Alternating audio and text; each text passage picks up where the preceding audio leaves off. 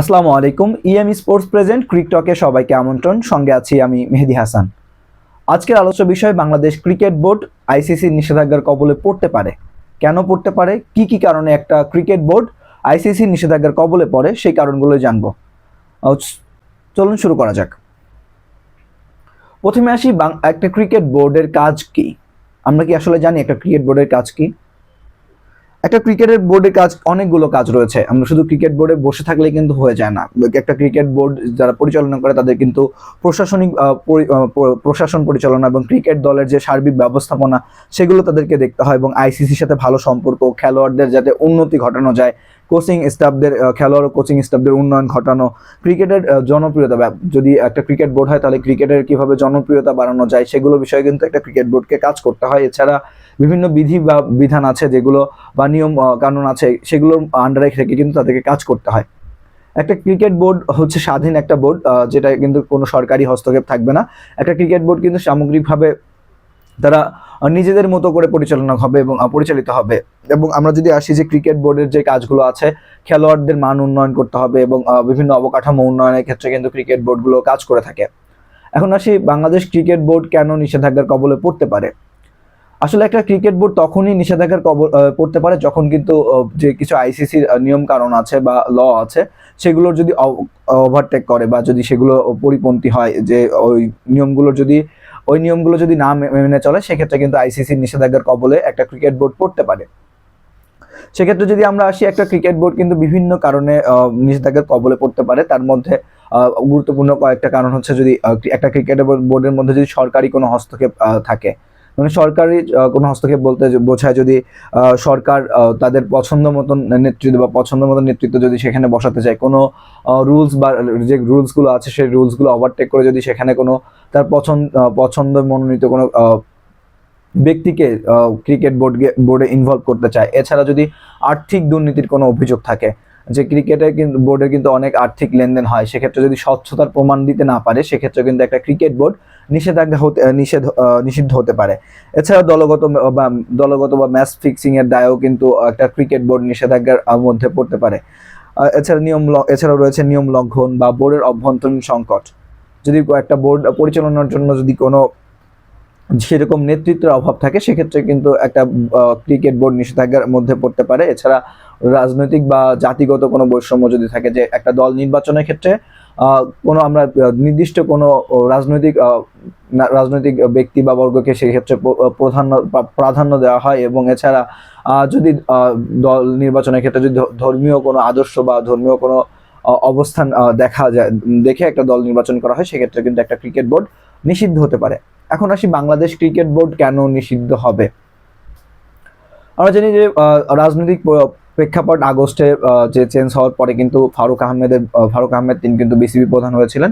তিনি দায়িত্ব পালন করেছিলেন এবং তার দায়িত্ব পালন গ্রহণ করার পরে কিন্তু বাংলাদেশ ক্রিকেট বোর্ডে সেরকম কোনো সাফল্য আসেনি। তিনি বারবারই সমালোচনার মুখে পড়েছেন এবং বিভিন্ন কারণে তার কিন্তু সমালোচনা হয়েই চলছে, এবং সমালোচনার হওয়ারও বিভিন্ন কারণ আছে। তিনি যেমন ভালো কাজ করেছেন, ভালো কাজ থেকে তার খারাপ কাজগুলো বেশি হাইলাইট হয়েছে। এবং আমরা যদি বলি খারাপ কাজগুলোর দিকে যদি আগে যাই, তাহলে আমরা দেখবো যে তিনি তার বিপিএল নিয়ে তার একটা সমস্যা আছে। বিপিএল এ বিভিন্ন দলের অভিযোগ আছে তার বিরুদ্ধে, এবং ঘরোয়া ক্রিকেটে ম্যাচ ফিক্সিং এর কথা আছে, এবং যে স্টেডিয়ামগুলোর যে অবকাঠামো বা নতুন স্টেডিয়াম তৈরির পরিকল্পনা ছিল, সেগুলোর কার্যক্রম কিন্তু ফারুক আহমেদের বোর্ড এসে একদমই মানে অফ করে দিয়েছেন। সেক্ষেত্রে কিন্তু জনমনে তার নিয়ে ক্ষোভ আছে, এবং বিভিন্ন আন্তর্জাতিক যে ক্রিকেট মহলেও কিন্তু সেরকম ভালো করতে পারেনি তার যতটুকু তিনি সময় পেয়েছেন। টি-20 ওয়ার্ল্ড কাপেও অবস্থা খুবই ভয়াবহ ছিল। এ কারণে তার উপর কিন্তু একটা বাংলাদেশ ক্রিকেটের যে দর্শকপ্রেমী আছে তাদের কিন্তু একটা ক্ষোভ আছে। এখন আসে এই ক্ষোভের কারণেই কিন্তু মূলত এখন বাংলাদেশ সরকার বা যদি বলি যুব ক্রীড়া মন্ত্রণালয়, তারা কিন্তু যাচ্ছে যে ফারুক আহমেদকে অপসারণ করে তার জায়গায় আমিনুল ইসলাম বুলবুল, যে বাংলাদেশের ফার্স্ট টেস্ট সেঞ্চুরিয়ান, তাকে কিন্তু দলের মানে বিসিবি প্রধান হিসেবে বসাতে যাচ্ছে। এখন আমিনুল ইসলাম বুলবুলকে যদি সরাসরি সরকারি হস্তক্ষেপ বসানো হয়, সেক্ষেত্রে কিন্তু বাংলাদেশ ক্রিকেট বোর্ডের উপর নিষেধাজ্ঞা আসতে পারে। এখন যদি নিষেধাজ্ঞা আসতে পারে এরকম ভাবে, যদি যদি বাংলাদেশ সরকার সেক্ষেত্রে যদি কোনো যে আইসিসির রুলস গুলো আছে বা আইসিসির যে রুলস 2.4-এর যে ধারায় বলা আছে, যদি সরকার কোনোভাবে একটা ক্রিকেট বোর্ডে হস্তক্ষেপ, সরাসরি হস্তক্ষেপ করতে পারবে না, সেই কথা অনুযায়ী যদি সরাসরি হস্তক্ষেপ করে বসায়, তাহলে সেক্ষেত্রে বাংলাদেশ ক্রিকেট বোর্ড কিন্তু নিষেধাজ্ঞার কবলে পড়বে। আর যদি সেরকম কোনো কিছু না হয়, যে রুলস অ্যান্ড রেগুলেশন আছে বিসিবির যে ধারাবাহিকতা, বিসিবিরও কিন্তু কিছু নীতিমালা আছে, সেই নীতিমালা অনুযায়ী যদি আমিনুল ইসলাম বুলবুলকে ইনক্লুড করা হয়, তাহলে সেক্ষেত্রে বাংলাদেশে কোনো নিষেধাজ্ঞার সম্ভাবনা নেই। এখন আসি আমিনুল ইসলাম বুলবুল এবং বুলবুল প্রসঙ্গে যদি আসি, আমিনুল ইসলাম বুলবুল হচ্ছে বাংলাদেশের সর্বপ্রথম টেস্ট সেঞ্চুরিয়ান, এবং তিনি কিন্তু আইসিসির আইসিসির গেম ডেভেলপমেন্ট অফিসার হিসেবে কিন্তু তিনি কাজ করে থাকেন। বর্তমানে তিনি অস্ট্রেলিয়াতে বসবাস করেন, এবং তাছাড়া কিন্তু তিনি বাকিটা সময় কিন্তু ক্রিকেট নিয়ে ব্যস্ত থাকেন বলতে তিনি যেই দেশগুলোতে কিন্তু এখনো ক্রিকেটের মান সেরকম উন্নয়ন ঘটেনি, এবং সেসব জায়গায় কিন্তু তিনি গিয়ে কাজ করেন। চীনে এবং হংকংয়ে কিন্তু তিনি কাজ করেছেন, এবং এছাড়া বিভিন্ন দেশে কিন্তু তিনি ক্রিকেটের যে ডেভেলপমেন্ট এগুলো নিয়ে কিন্তু তিনি কাজ করে থাকেন, এবং তিনি আইসিসির সাথে সরাসরি সম্পৃক্ত। এখন আসি যে যদি বাংলাদেশ ক্রিকেট বোর্ড যদি নিষেধাজ্ঞায় পড়ে, সেক্ষেত্রে কি কি ধরনের নিষেধাজ্ঞা হতে পারে, হয়তোবা যদি এরকম হয় তাহলে কিন্তু এর আগেও যেরকম জিম্বাবুয়ে বোর্ড কিন্তু সরকারি হস্তক্ষেপের কারণে কিন্তু নিষেধাজ্ঞা কবলে পড়েছিলেন, এবং এছাড়া নেপাল কিন্তু এরকম নিষেধাজ্ঞার কবলে পড়েছিল।